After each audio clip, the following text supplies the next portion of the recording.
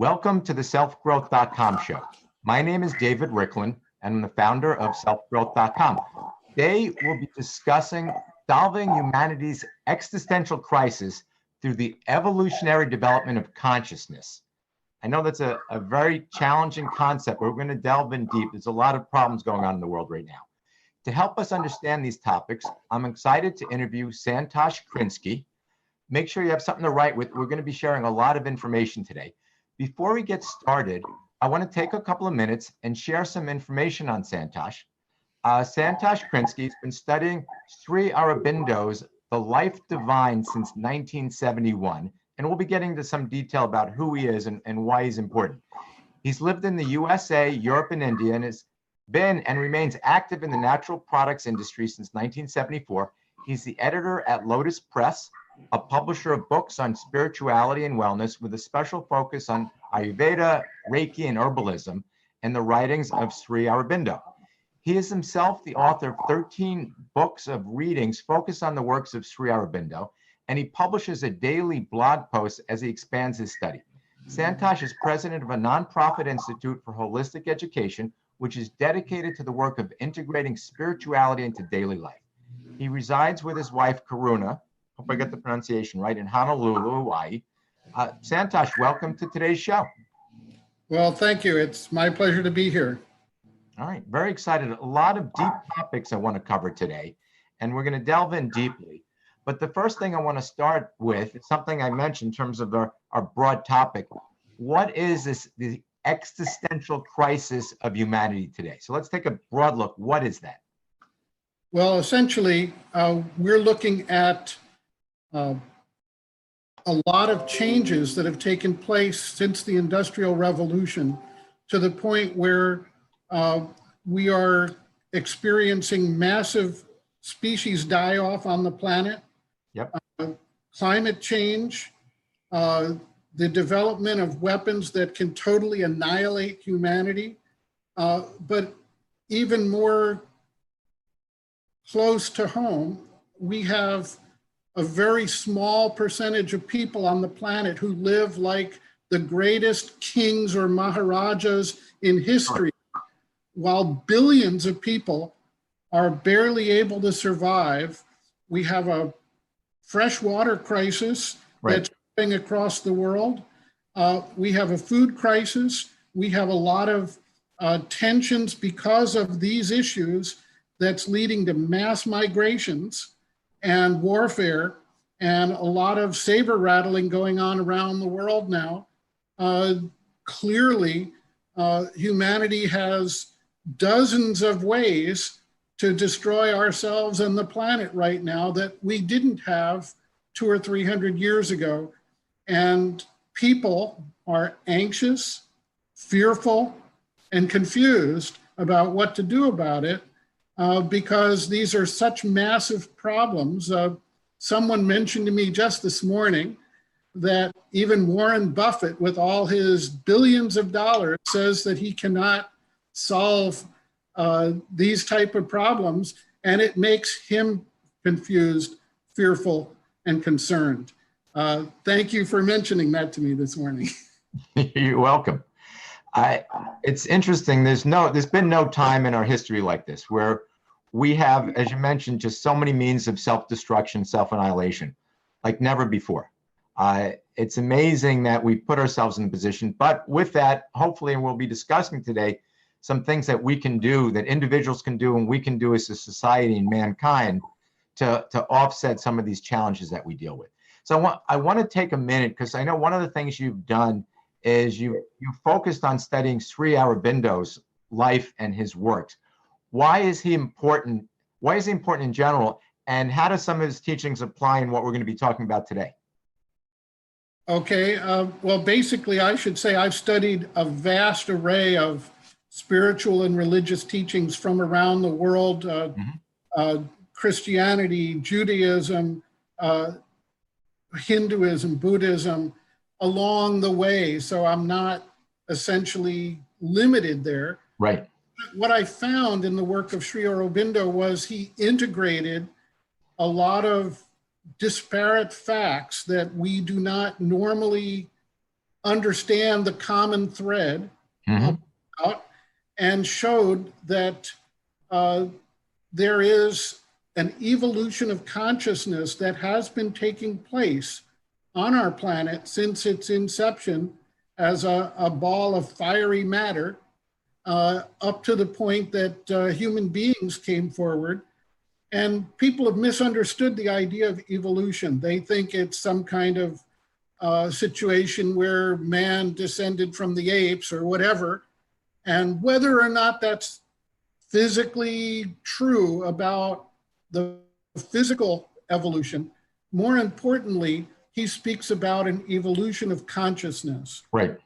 The consciousness in matter, then the consciousness in the vital force of plants and then animals, and eventually the development of the human being and the mental consciousness. And all of these things systematically came forward and developed the forms that were able to hold that level of consciousness. And at this point, we find that the evolutionary crisis is that we are applying to problems we created with our mental consciousness to manage the material world and the vital world around us.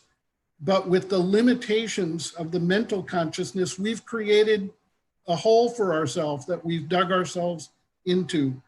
And Sri Aurobindo points out that the evolution of consciousness is not finished, and that it is at times when nature creates a crisis of existential proportions that the next level of consciousness must appear and must begin to act upon the world, or we wind up destroying ourselves. And so I think that's the important aspect that Sri Aurobindo focused on, that really is something revolutionary.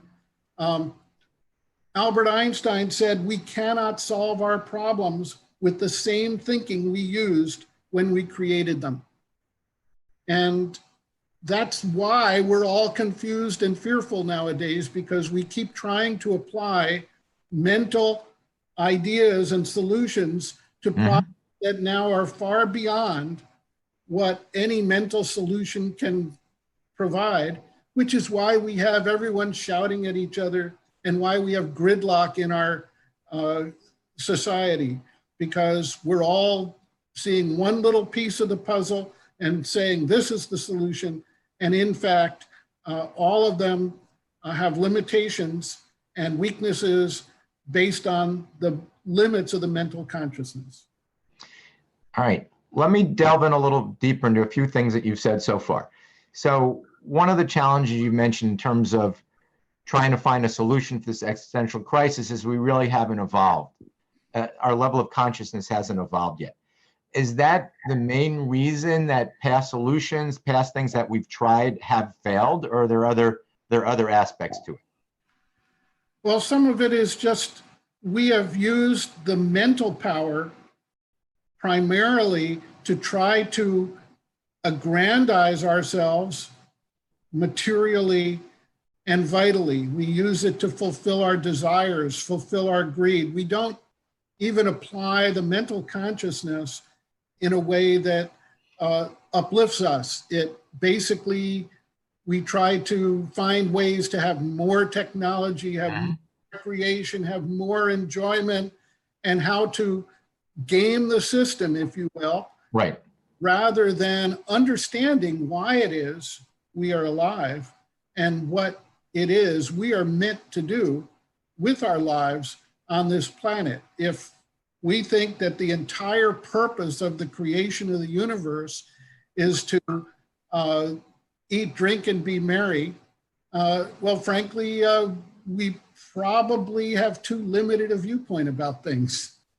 All right. So in essence, it sounds like you're saying that this massive brain power and development, we've really been focusing on, almost our pleasure. It's the kind of the physical pleasures in most cases, instead of understanding and taking into account kind of the spiritual world and our conscious level of being, that all this energy, but we have this brain power, but it's just used in one very specific focus, and instead of using it broadly to kind of fix things for now and the future. Is that an accurate view?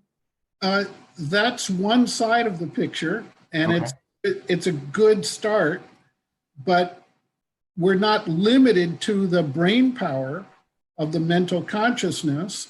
The evolution continues, and new manifestations of consciousness will evolve beyond the mental level. And so there's two aspects to it. One is we're not using our minds to their optimum potential. Mm-hmm. Secondly, we're not opening ourselves and becoming receptive to the pressure of the next level of consciousness that's trying to manifest in the world. And we are capable of achieving that level through our development. Maybe we should go quickly into the evolution of consciousness for a moment, because without that, Sure. we're sort of stuck here. Okay, let's focus on that. Okay, so if somebody were looking at the planet Earth billions of years ago, they would have seen a ball of matter. They would have not seen any forms of life whatsoever. Right. Yes. You fast forward several billion years and suddenly you see plant life evolving and coming forward out of matter. And if you keep fast forwarding, you see animal life coming, and eventually you see human life coming. With each level, you see a new power of consciousness. Mm-hmm. With the material level, which is very much mechanical in nature. It's atoms and molecules and forces of gravity and electricity and that type of thing. At the plant and animal level, you begin to see a vital reactive force, a force that has attraction and repulsion and desires and various needs. At the mental level, you begin to see thought developing, and human beings begin to think about, well, why am I here? What is the universe about? How do things work? Mm-hmm. The reality is, it's like a seed of a tree. If you see the seed of a tree, it's a material thing. Nobody knows that encoded inside that seed is a big tree. Right. So plant it and give it the right conditions, the tree comes out of it.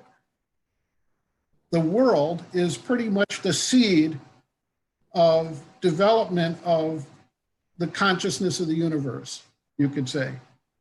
And so we see first with the tree, some roots appear, a couple of leaves appear, and then you get branches, and you get eventually the flowers and the fruits and the process of reproduction. The same thing happens with the planet and that evolution of consciousness. So we've seen the vital level come out, we've seen the lower mental level come out, we've seen flashes of a higher level of mentality come out. And some people over time have had experiences, spiritual experiences, what they may call religious or vision quest experiences that show them that there is another further reality beyond what we can do with mental conceptualization. And that is the first indication that another level of consciousness is out there waiting and striving to evolve and develop on the planet. And it is a level that totally transforms the way we experience, look at, and respond to the issues of life. All right, that's interesting. I'm just kind of thinking through the steps and where we are right now. So at this point, a much smaller percentage of the population, and I would argue that probably only the last few thousand years of mankind have developed to this next level, or are just beginning to develop this next level of consciousness. And from what you're saying is the expectations are that there'll be even more levels of consciousness that man will create and strive to. So we're still at a point where perhaps we don't even know what our limits in terms of developing this consciousness are. Would that be an accurate view? Absolutely. That is what we're seeing here, is that even in humanity, we have people who manifest some of the higher powers of the mind. Mm-hmm. And we have some who don't, who are living more or less a purely vital life. Right. Maybe for reasons of opportunity or educational background or the stresses of just trying to survive in a harsh world. Because we found that people all over the world, when given opportunities, have the capacity to develop their mental powers. So it's not a matter of one group or person is better than another, but a lot of it is where they are, what they have to deal with, right, and how they're given evolutionary opportunities. But then we see at the same time, not just these levels within mentality, but we see some people following a spiritual path, following a deeper religious path, sure, because they are called to find out more, to understand why they're here, what their life is about, and how they can participate in that higher purpose. Mm-hmm. Okay, so I get it. Would you say that people that are striving for those types of things, a better understanding of why we're here, of a kind of a bigger worldview, are geared more towards or moving more towards manifesting these higher levels of consciousness?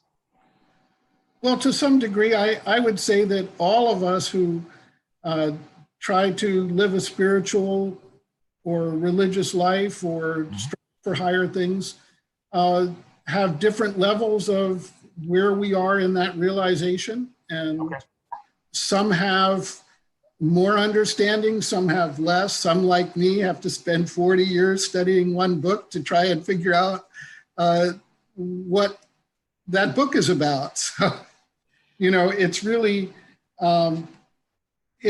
something that is never ending. We have stages of our growth and development, and I can say that I feel like I've learned a lot in 40 years, to the point where I can say that I really don't know very much. So there's a lot more to go. Yeah, there's an old saying that the more you know that you don't know. Well, I would agree with that. You're more learning about the stuff you don't know. So one of the things we want to focus on today was this concept as an existential crisis. What can we do about it? You know, we haven't had the tools and haven't been able to kind of fix things. The problems are still there, and they're worsening. It can be argued that they're worsening. What can humanity do to seek a solution for kind of this crisis of survival almost? And so two broad questions. What can humanity do? And then what could we, or should we as individuals, be doing? And we'll start with that. Let's start with that. Okay.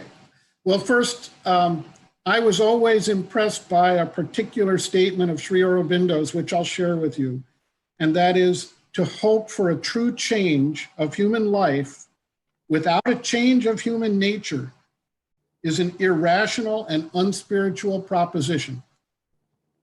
And if we think about that for a moment, okay, we want to put a Band-Aid over all these problems we have. We have plastic in the ocean. The solution is, well, let's just clean up the plastic, or maybe stop using straws or something.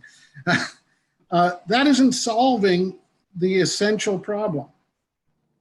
We're still seeing the world as individual fragments interacting with and fighting over the resources and the opportunities of the planet.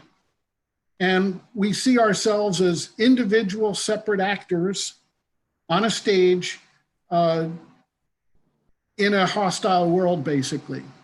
That viewpoint is essentially a vital and mental viewpoint. A change of consciousness leads to a change of human nature. And the essential change of consciousness can be illustrated by back a few thousand years ago, virtually all of humanity said that the sun revolves around the earth. The earth was the center of the universe. Right. And everything was there for the earth's benefit. Mm-hmm. And then along came certain individuals in science and they studied it and they said, well, actually, the earth revolves around the sun and it turns, and that's what creates the phenomenon that we see differently. So if we apply that same logic to how we live in the world and the consciousness we use, we say that the individual human being, you and I, are not the center of the universe. It's all not here just for our vital and physical satisfaction.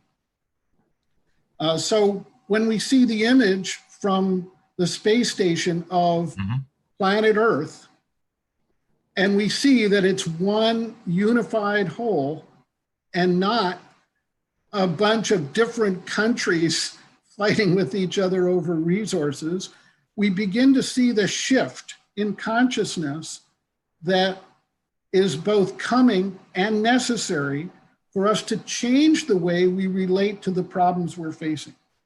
We begin to see that we are part of a unity that has a larger purpose in the universe. Our Earth is part of a solar system. The solar system is part of the Milky Way galaxy. The galaxy is one of many galaxies, and these many galaxies are part of a universe, and some scientists nowadays will tell you there are multiple universes.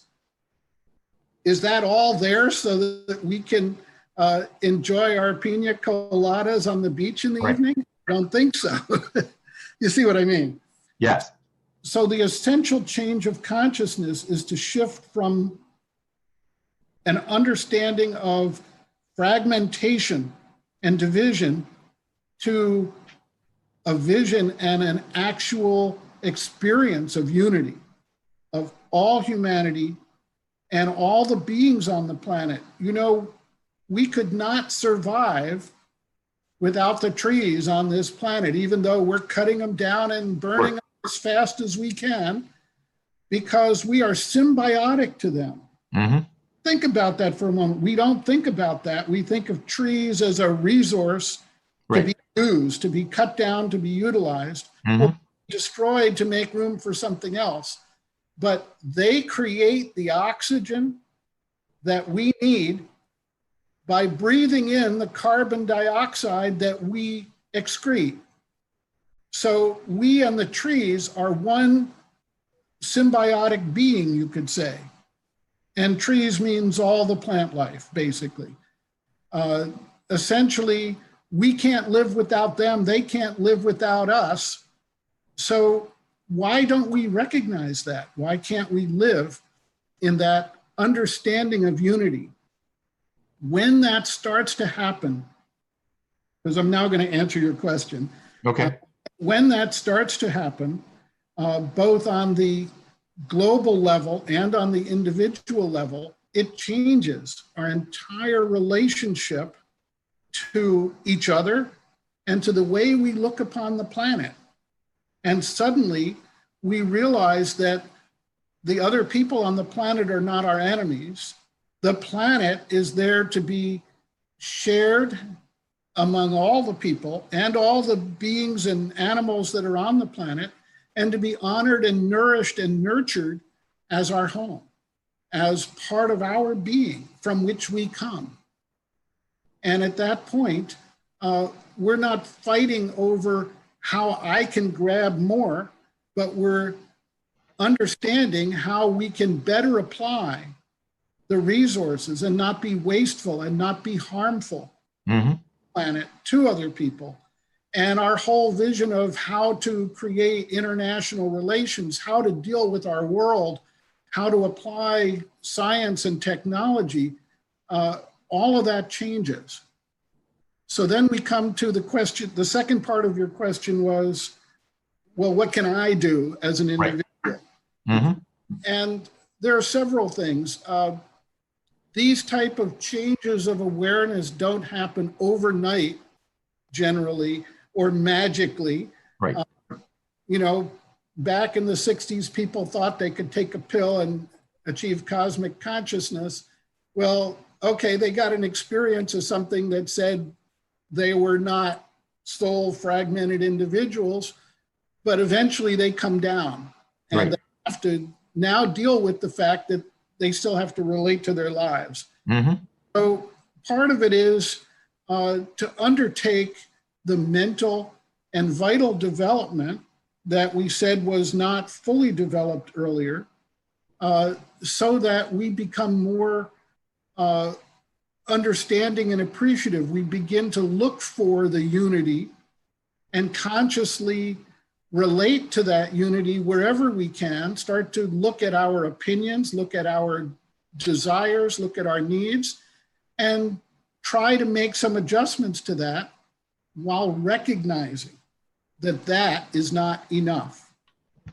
It is eventually necessary for us to allow the next level of consciousness through intuition or through whatever spiritual practices one undertakes to begin to manifest within us. And that is a long lifetime process.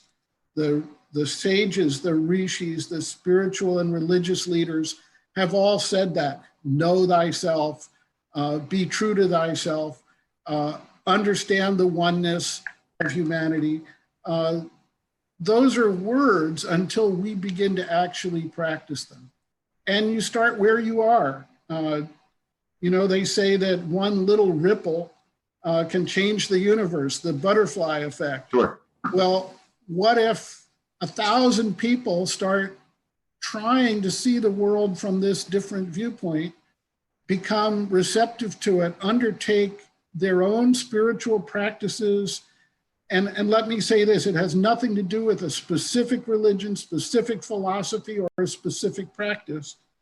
Whatever people are doing to evolve and develop themselves is a positive pursuit, and they should follow it and carry it out. We're not in opposition with each other as to whether we are believers in Buddha or Christ or Mohammed or Krishna or whomever, or philosophers such as Plato or Descartes. It doesn't matter. What matters is that we actually try to live that and be receptive to new thoughts, new feelings, and new inspirations as they come.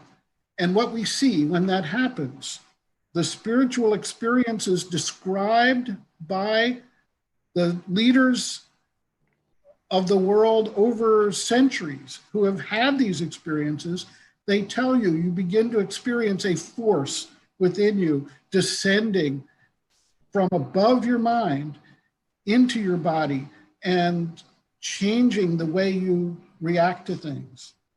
Because it's not that we, separate, fragmented individuals, have to do this. We, that's still the old mental viewpoint. Right. We need to allow the evolution that manifested matter, life, and mind to manifest the next level within the framework of who we are as human beings. And so we have to become receptive, and we have to begin to trust the inspiration that comes from that perception of unity. So let me just mention a few things that I'm hearing, and I just want to kind of reaffirm. So it seems to me that in order to take on some of these bigger existential challenges that we're talking about, that not only does humanity as a whole need to develop this kind of the next level of consciousness, but all individuals should focus in their own way, in their kind of their own world, in developing themselves spiritually, and to work on developing their own personal level of consciousness or greater level of consciousness, independently of where they are now. So whatever level we're on now, people should look to kind of expand their awareness. And by expanding their awareness, it sounds like a big part of this is understanding kind of the unity of the whole world, of how everything fits together. And I think you're right. One of the things that you said is we tend to think in our own little space and we're doing our own little piece and we can just get our piece of the world and let's take what we can. But based on the interactions you're talking about, there's just too many factors at play and we're all working together. It's kind of an interlocked system. So whether you might think that you're sitting there in an isolated position and you're just doing your own piece of the world, but in essence, we're all locked together. Is that an accurate assessment of some of your views? To a great degree. I would only say that I don't expect that every individual on the planet will get to the same place at the same time. That's not a necessary factor. There's a concept in logging called the key log. Okay. When they're cutting down trees and put them into a river to move them somewhere, they get blocked. And an expert in logging can go and find the one log that when it's moved, allows the entire flow to take place. Right. And so we have a key log that we need to understand in our lives that will allow this new consciousness to pour forth. And so most of that is related to simply our preconceived habits and notions about what our life is that we've been indoctrinated to believe, that we get bombarded with every day in the media.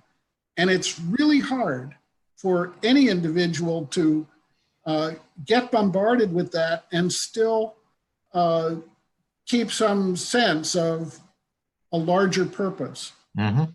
So, people like, for instance, His Holiness the Dalai Lama will say, whatever the teachings are, my teaching is love and compassion.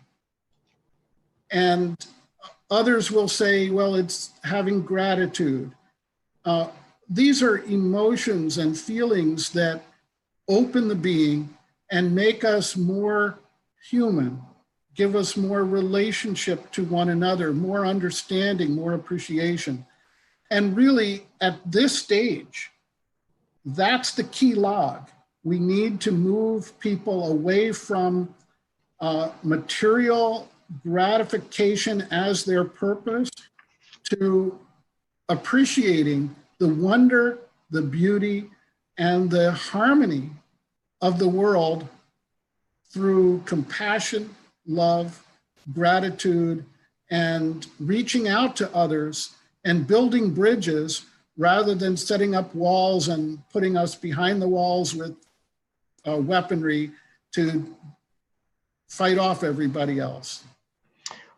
What you just said was very powerful in that for me, it summed up a lot of what you're saying and a lot of what we need to do as a people, where you started out by saying we need to move away from this occupation with materialism and consumerism, and we need to make, a conscious effort to moving away from that.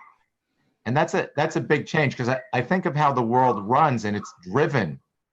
Part of the challenge you're talking about commercials and advertising and the messages we're getting, it's driven by this materialism, consumerism. So it's almost looking at it and saying, all right, we got to stop, at least for us as individuals, and we need to open ourselves up to these other ways of thinking. Yes, Sri Aurobindo at one point said that we are satiated but not satisfied with the material benefits that we experience in the world. People are not happy. They are alienated, cynical, frustrated, and angry. Yes. And at the same time, they've got all these material things and all these recreations and all these enticements and excitements. And the reality is we feel less our humanity and our common humanity and less goodwill the more we isolate ourselves into this satiation. Yes. So we really need to understand that our fulfillment and benefiting the world through a more human response to it go together. All right. On a practical level, and you've covered some of these, but maybe you can reinforce them. What can we do to kind of participate in this change? So on a practical level, so you mentioned learning and following a spiritual path, whether it be teachings of Dalai Lama, or you mentioned different religious teaching or spiritual teaching. What else can we do to kind of participate as individuals in bringing about this change, both in ourselves and in humanity? Well, I think that just by starting the thought process and then trying to implement it in daily life, people will begin to notice a lot of different things. I'll give you an example. There are many people who are deathly afraid of bees, okay? Sure. And they see a bee and the first thing they want to do is kill it. And they're not thinking about the fact that bees are essential to providing the food that they eat. And they don't need to be fearful of bees. They need to understand the role the bees play. Mm-hmm. Take that very simple example and say you have a fearful individual, and that individual begins to reflect upon the oneness of everything and says, well, okay, I just had a fearful reaction to a bee. Why am I reacting that way? And, how can I deal with that in a different way? Mm-hmm. Begin to reflect on all the positive things the bees do, and then they begin to observe them and see that they're really interested in the flowers. They're not interested in coming out and attacking people. Sure. And over time, that fear reaction begins to subside, and they've created a new relationship to another being on the planet. Well, multiply that by every interaction we have. Mm-hmm. You see massive amounts of opportunity for change. That's why Sri Aurobindo calls what we're talking about here the adventure of consciousness. We've explored outer space, we've explored under the sea, we've explored the tops of mountains, and Sri Aurobindo says it's time to explore inner space and have the adventure of consciousness. And it is an adventure because you have to face up to every issue. Someone cuts you off on the road and you're angry with them. You're not understanding they're trying to get a sick person to the hospital, and right. They're doing what they need to do, and you're expressing anger.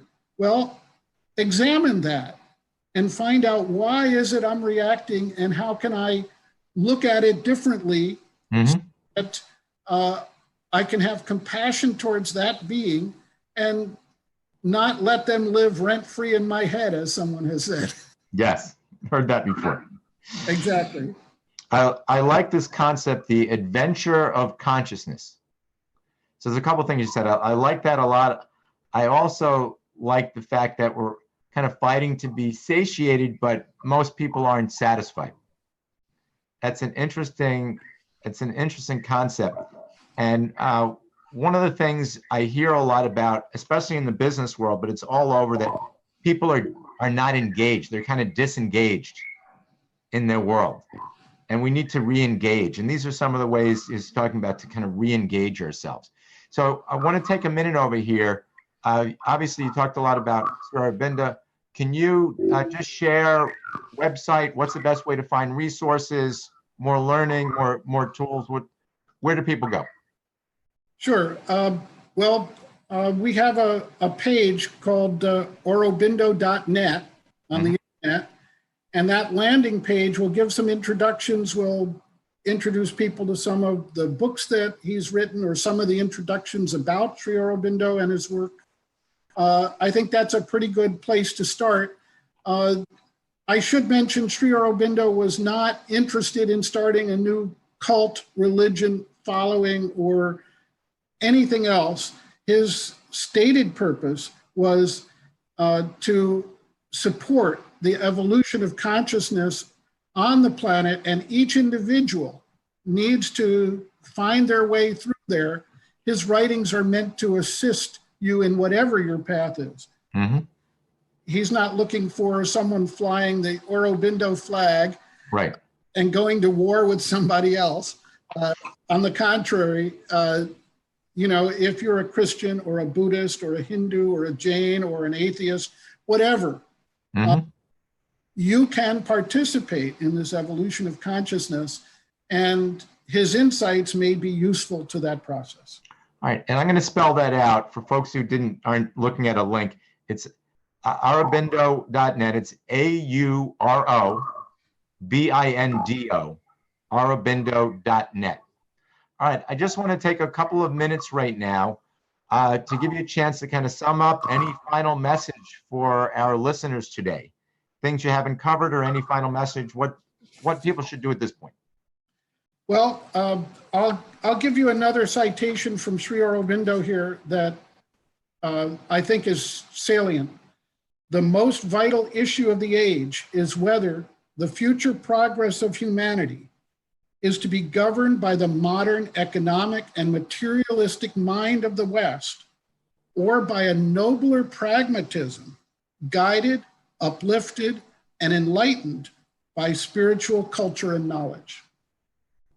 And I think that sums it up. All right. Thank you very much for joining us today.